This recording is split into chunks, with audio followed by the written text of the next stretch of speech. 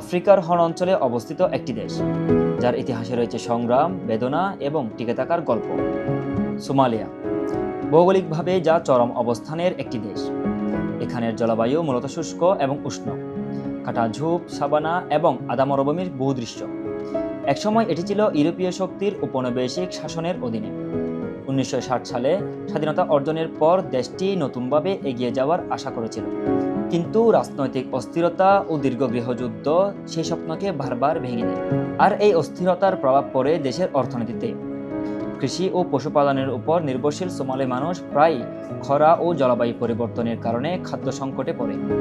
বিশেষ করে 2011 সালে ঘটে যাওয়া ভয়াবহ দুর্ভিক্ষ লক্ষ লক্ষ মানুষের জীবনকে বিপন্ন করে তোলে।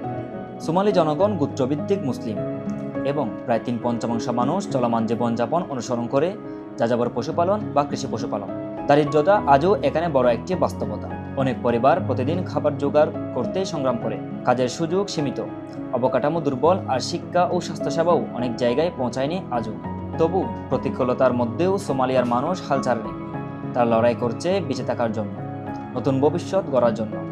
এই দেশটি শুধু দুর্ভিক্ষ আর দারিদ্রতার গল্প নয়, এটি মানবিক সহনশীলতা ও আশা ধরে রাখার এক অনন্য উদাহরণ।